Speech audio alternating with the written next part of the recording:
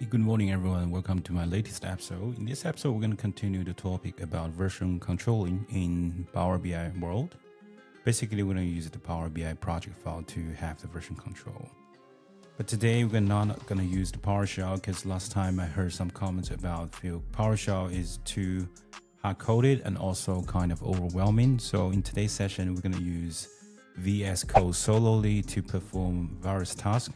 For example, commit a Git and also, like say, retrieve information from VS Code. So VS Code will be our solo tools to have everything done. If you never heard of VS Code is an IDE tool, which is an integrated development environment. And the reason is saying that because VS Code has many integrated features that for you to develop different files, have version controls, and also talk to the cloud and push and pull. So that's why it's a very good free open resource for everything in a nice way. I want to talk about the business side, the structure of this faked data, because what we have is a faked organization structure.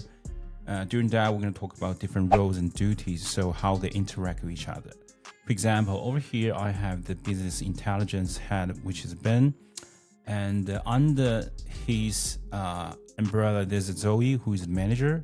If we expand that, there are two people, the two report directly to Zoe. One is Ethan and Scott.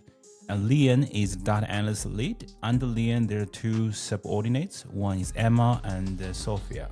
So in today's faked scenario, we're going to talk about interaction between Lian and Emma. The reason I bring these two people on board is because our situation is that Emma has been assigned a task to update the Power BI project file to include all page filters to all the pages. And once she has done that, she needs to kind of call Lian to have a check or supervise that. Based on the check, pass or not, this change will apply to the production. So it's as simple as that. But this whole thing going to be done in the VS Code rather than using PowerShell. So let's get started. So first, we need to make sure that you have Emma's profile ready, and also she already has the access. So she has an access to the cloud repository, which is GitHub. So GitHub is our centralized cloud data for the repository. And you can now see that currently it has a prod branch. There's no other branch available through the centralized. So when Emma developed locally, she needs to first check out the different branch and make change to that branch. And so let's just get set up. So make sure you have the Emma's profile open, and then you have the VS Code downloaded.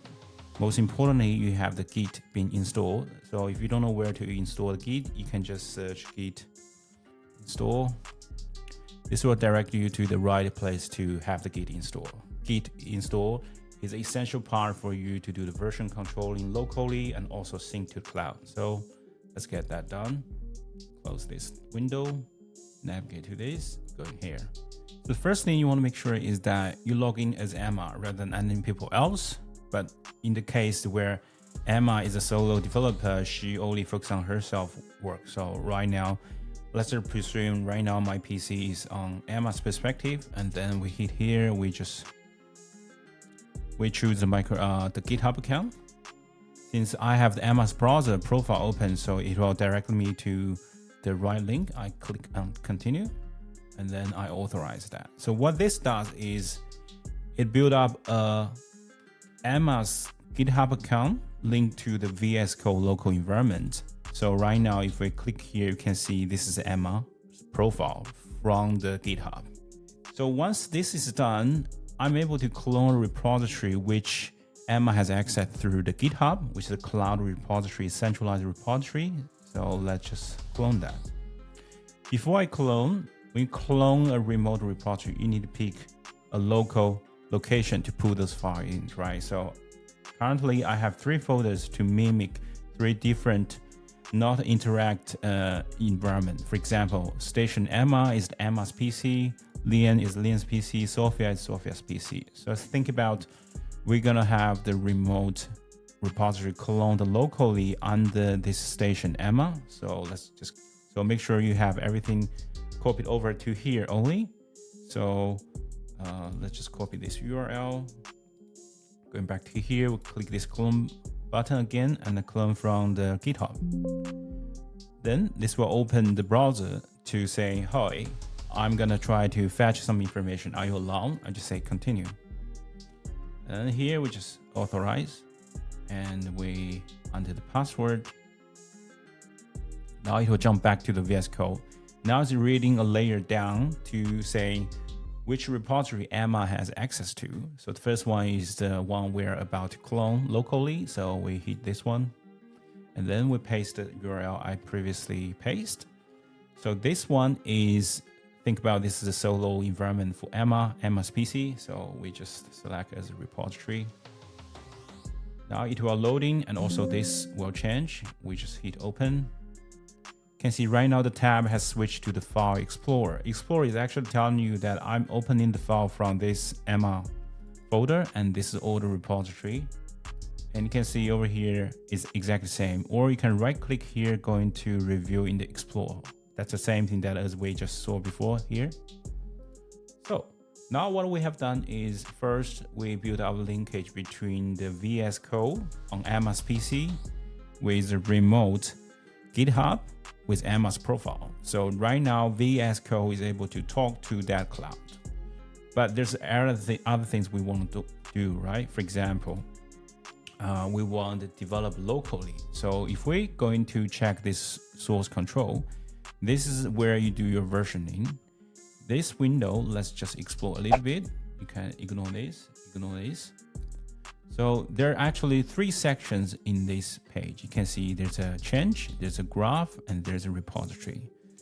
So let's talk about the graph first. Graph is nothing different between a git log command. It tells you, like say, line by line for each of the commit has been done for the prod in the cloud, what has happened. You can see when I hover on each of one of this commit, it will tell me more detail. Who is making the commit, at what time, and how many changes have been done. And also there's some shortcut for you to navigate through the GitHub cloud repository. And also you can also copy the 7-digit of the commit code. So this is the information. If you're still interested in one of a particular commit, what has been changed, you can just click this node and then it will review the file under this kind of commit. If we hit the file, it will show you side by side what is before, what is after. So here is the before, here is after. You can tell by the change by color or by special sign. Color, it means that if it's red, means in the current file, current commit, after commit, this line is gone. Gray means that this has been added, but basically you can also tell by this minus sign and also plus sign. Minus sign means that they have been removed. Plus sign means they have been added. So each of the commit, you got this opportunity to check that. You can quickly check everything very easy. And you can see over here, check that. So if there's a blank over here, which means previously the code doesn't exist in this place, right now it's been added. You can see this plus sign. So there's many things happen over here. So this is a quick way to check everything. There's a graph. Let's talk about a repository section. Repository just tells you the file you're open from the File Explorer and what is the repository name. And also there's some special icon over here. So this one is telling us what is the branch you are currently standing at. So this is a very important concept. One, always aware which branch you are currently stand at. So if I hit this tells us, like say, if there's any other branches, either in the remote, you can see the cloud icon. What kind of release we have released 4 times with different tags. And also you can create new branch or check out new branch. And this button, just be careful, because whenever you click this button, it's actually gonna pull and push the commit from and to the origin. So it's trying to link the local with the remote with local. So be careful about this button. This 3 ellipse tells us more functionality that VS Code provide. We can do almost everything that we can do in the command line, but just using the click experience. So this is the repository path. If we go into the change section tells us currently when you're working on specific files what change has been done. Do you want to track the change? We'll come to that later. So this will dynamically display what is going on within your repository if there's a change that has been sensed. So that's the 3 sections we have in the source control pane. If we navigate back to this one, so let's just revisit our task. Emma is about to make a change to all pages to add page level filters, right? So let's get that done. So right click, we're going to review this in the folder, and we double click open that. So we know that in the development of a software development, when you make changes, you probably just change the code. But Power BI project is kind of different. You can still make changes to the code. For example, going to the VS Code and going to a particular file, you can update this. But you probably not experienced about the format and what kind of parameter or default value should be. So when you change, you may likely to break this whole model. So that's why I still recommend, when you don't know how to change from the code level, you can still benefit of opening this project file and do change through the interface, which is the Power BI desktop, which is more making sense, right? So right now what we can do is add a page filter. So we add over here, there's a brand. Let's just say right click, we want to add this to Repo level, which is all pages. So now we've added that. So if we click save, these changes will not only save in this window, but also within those particular file if I attach the underlying code. So, but before we save from the desktop, I want to emphasize some things. Previously, we mentioned the number 1 point important thing to remember is that you have to be branch aware, which means you know where you stand at. So this is the first thing. Right now we're standing at the prod. If anything we change and save and commit, it will commit to the prod. That's not what we want to happen. We want developing a solo independent branch. So we need kind of switch branch. So here we can say we can create a new branch. So let's create a dev branch. Once I create dev, I already switched to dev. If I open the graph, you can see now I'm standing at the point of a dev branch. So within this dev branch, I'm about to make any changes that I want. I won't break another branch, which is prod. So they kind of right now have 2 paths for you to work on. Prod never touches until you're allowed to, but right now we're just changing things in the dev. So this tells us the cloud doesn't have this. Because cloud only have the prod, right? The dev right now is only a concept in our local branch. Second, you need to know if you're about to make a change, make a commit, who is the author to make the commit? Who is the person being registered in the Git history? For that, we just need to open this new terminal.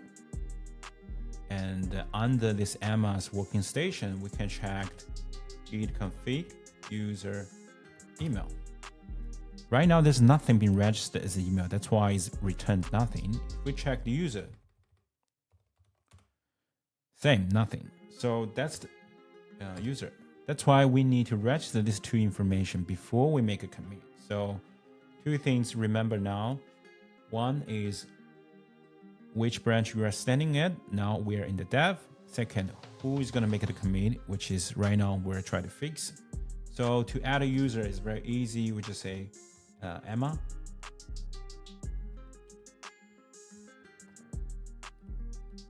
Because right now we are in the Emma's lens. So we hit that. Now if we check the user again, Emma will be the name be registered with the next commit. And then we changed email.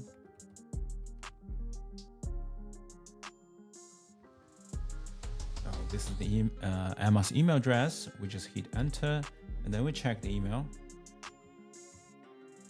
So now I have registered things correctly for both the user and also email. When next time I make a commit, these 2 information gonna be registered, which is what I want. Next thing is we're gonna make the change through the interface, which is the desktop. I already add this one. I just need to save this file to see if there's any changes happen. Example, right now, if we're going to VS Code and open this one and make this smaller, look at the icon over here. What is going to be changed if I hit save button? Let's upgrade. Let's don't upgrade for now. Going back to here and check this, you can see right now I saved the button. There are 2 changes has been tracked, which means the file is different from previous one.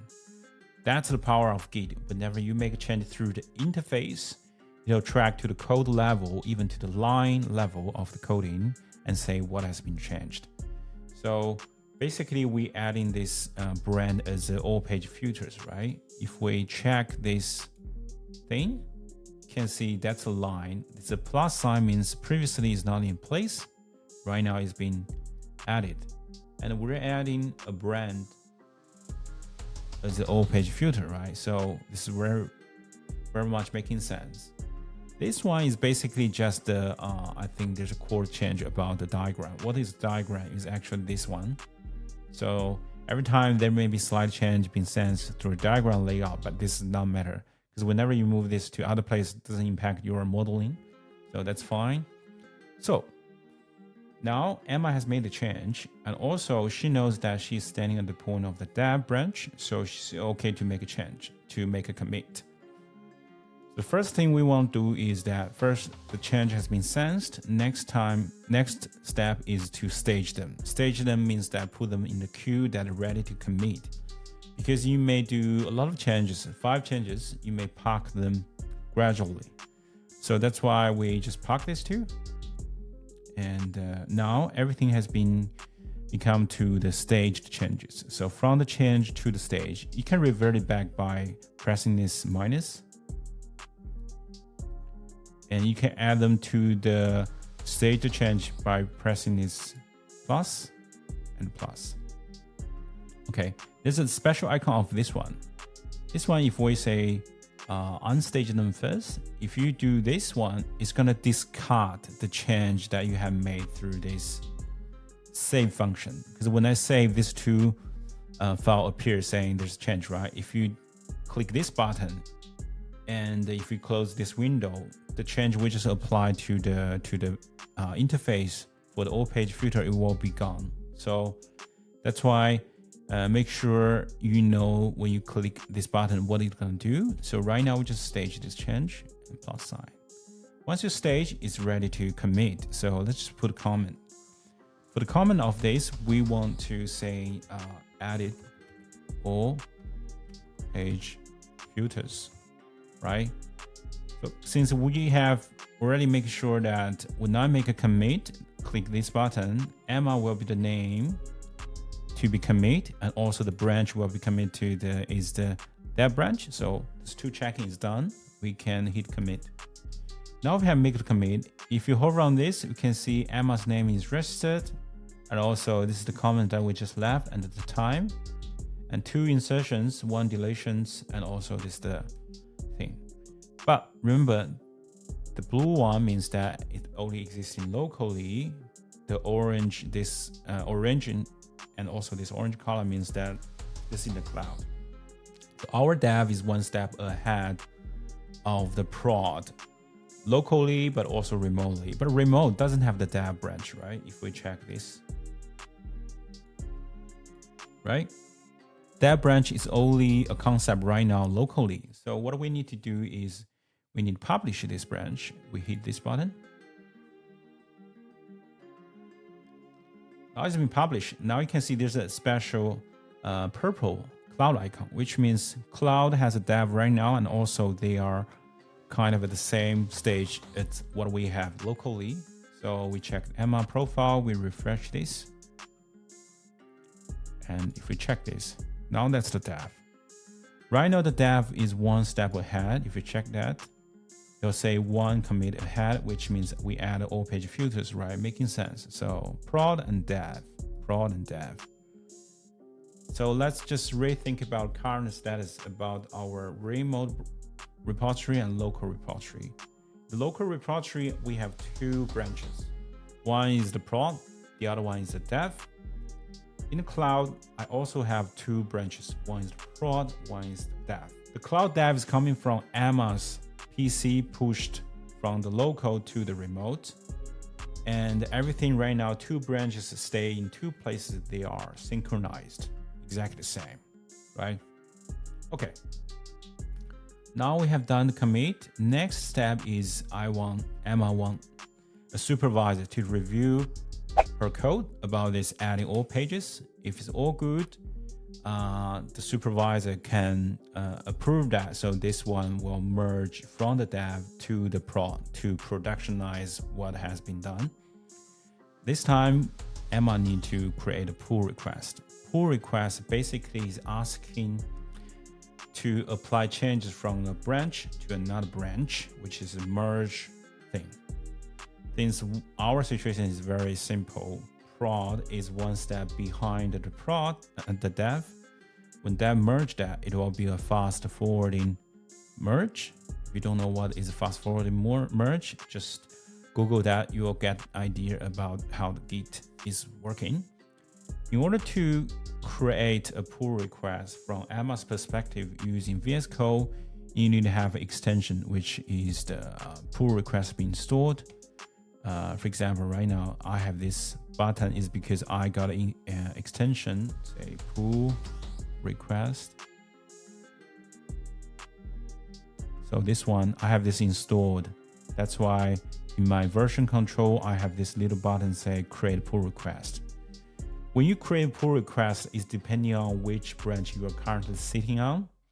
Then it will ask you to, okay, you want to merge this branch to a different one. So that's where we want. So we just create a pull request. To open this extension, we say allow. And then we're using Emma's profile. Now you say it's gonna merge the dev branch to the prod. And please review. Because we know that who is going to review is Lian, so we add Lian, right? So now you can just put this pull request. Now this pull request has been done. Let's just see what will happen in the cloud as well. So if we go into the Emma's GitHub centralized, refresh this page, you can see there's a pull request has been created against this repository. And if we click that, it will exactly saying the same thing. And we add Lian to review. And also there's one commit we want to do, right? So this is Emma's looking about the pull request. Who is going to review this is Lian, right? So Lian is the guy who is going to go into the repository and open this pull request and check that. So since Emma has added a thing through this user interface, right? For example, this one is we can close this one through the desktop. When Lian try to review what she has been done, this is Lian's profile. Lian can review this to the code level, which means just check this one and just check if this code is legit. But still, we don't know if this is gonna work on the desktop. So now we're gonna say how Lian is going to review the changes through the interface, through the Power BI desktop. So now let's just open a new window. This new window, let's just assign as a different person. Let's sign out as Emma. Now we open this window of Lian's perspective. Then we're gonna say we sign as Lian. I think about this process, we're switching our perspective from Emma to Lian. Now it's on Lian's PC.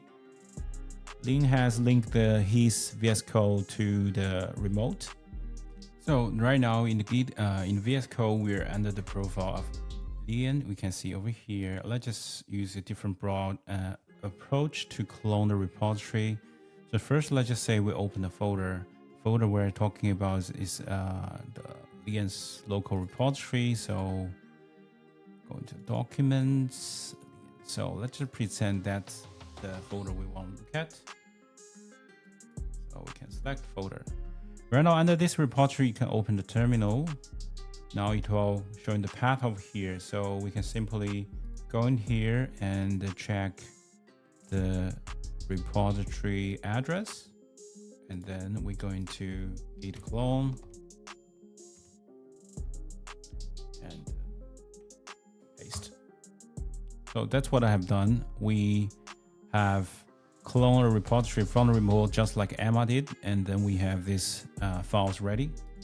So next, just need to open directly into a further folder. So let's just switch the folder again. We open this one, our root. Now our Git control is supposed to have more graphs. So since our Git is tracking to this folder level, not the Lian station level, so that's why we need to open to that path to review all of this. We can see right now we have synced to the cloud, and also we have a dev branch over here because Emma has committed that to that, right? And also we know that Emma has put a pull request over here from Lian's perspective for us to review. Since right now Lian has already copied the remote to the cloud to the local, so he can review this file and double click to open that. So right now Lian is checking the changes through the interface, which is a desktop. See if the change being made is usable and right in the place. Emma has added all page filter to the all page filter pane. Let's check that. Going to this tab and let's close. Right now you cannot see that. The reason is that when you clone a repository, it will into the default branch, which is, for example, here is the prod branch. Prod branch, like we said before, it doesn't have the change that applied by Emma. So what you can do is to review that, you can just close this and switch the branch, right? Now, once we switch, you can see this new commit has appeared. Then we can reopen the file we're about to inspect. So that's why always know currently you're sitting on which branch is the most important thing, you know.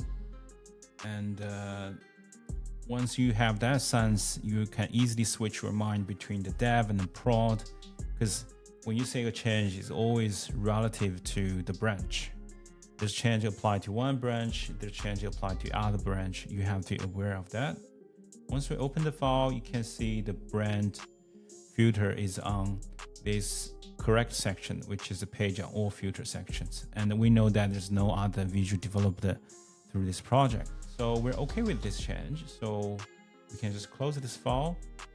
Since Lian, as a supervisor of this change, has been inspecting this change and think about this is good to proceed. And he will leave some comments in the pull request through the GitHub. So you can leave a comment. You can say all good or whatever. So, but here, let's just go into the commit section and you can review the change. All good. Let's just approve that. Submit a review. You can see the comment has been registered over here. Now we're gonna make approval and also merge that. Merge means that we're gonna merge from the dev to the prod about this new change, which is add all page filters. And there's several ways you can merge. So this will create a new commit to merge, which means your merge will be an independent commit to glue the change has been done by Emma from the dev branch.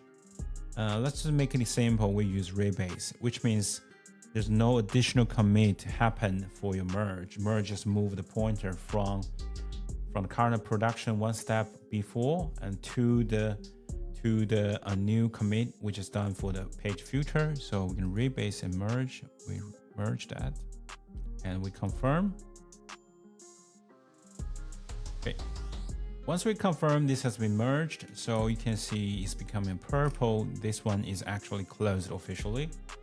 So now if we go into the code, we check the prod. You can see Emma's change has been applied to the prod, and dev still stays the same. So right now, this is what is happening. And also, since right now Lian has approved this change through the cloud, we kind of need to update our local environment to talk to the cloud again to have everything synced, right? So let's switch to the branch, switch to the prod. Now we're going to talk about those buttons.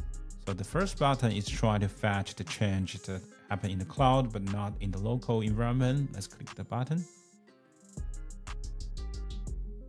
Then it will say there are two things that are about to income, which means because the remote prod has been step ahead of my local, that's why I kind of need to sync the change, right? And let's look at the second button. Second button means pull. Pull means that you drag something towards yourself. We're dragging the change from the remote, which is a GitHub, to our local Git environment. So that's the pull. Push means that you push your local change to the cloud, away from you. So pull and push, think about that. So right now we need to sync our local to have the cloud ready. So let's just use the pull.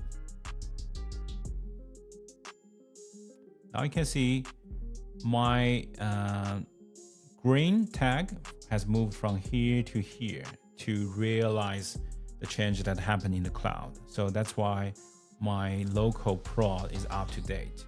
Now let's just switch to our dev. The dev is also up to date, so that's all good. So let's check the remote. Remote will be nothing changed, just these two branches. So now we have done our thing, but last cleanup I always recommend is that once your development is done, you better just delete it. Because sometimes you don't want people keep syncing between two repositories across two location, cloud and also local, make people confused. That's why once the development is done, you better just discard it. You can have a different way of doing that, but since this is a very small project, once we finish development, we just get it done and discard it. And the next time we need to develop, you just create a new dev. So that's our what we're doing. So when you delete that, you need to happen in two places, not only in the cloud, but also your local. Let's think about how to delete from the cloud. So view all branches, and then you can just delete from here.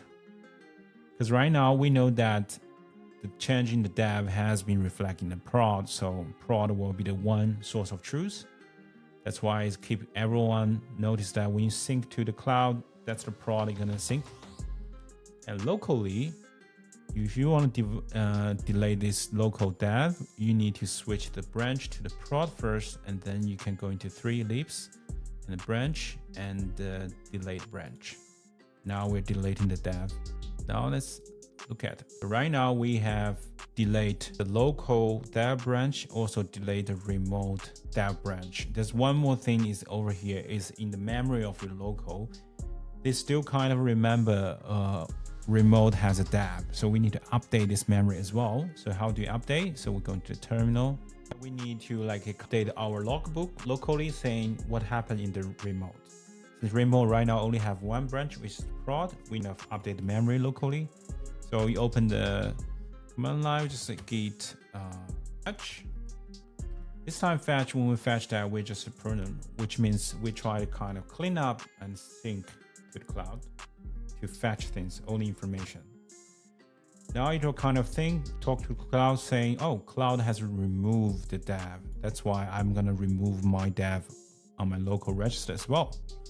So then we click this button, you can see there's no dev in the register of my memory locally. In this session, we talk about how to use VS Code for the majority of the time to make a commit from one guy, different branch, like say the dev branch. Also request a pull request to ask a supervisor to merge our change to the production branch. Then we have another supervisor on board, check out the changes. He needs to clone the repository locally and also check through the user interface, which is the Power BI desktop. Once he's done the checking, approve merge on the GitHub. and then everything has merged from the dev branch to the prod branch. There's several things I want to emphasize or reiterate. The first thing is that always remember, for example, which branch you are standing at. So look at here is where you're checking your branch standing. Second, when you try to make a commit, who is going to be the author? Is going to be an author registered properly with the email and username? Third, ensure that when you connect to the GitHub, you're connecting to the right profile. For example, right now I'm connecting through the Lian's profile. You have to remember these three things always. That way you'll have a smooth development lifecycle for your Power BI project. And yeah, that's everything for today. Hope you enjoyed this session. See you guys in the next one.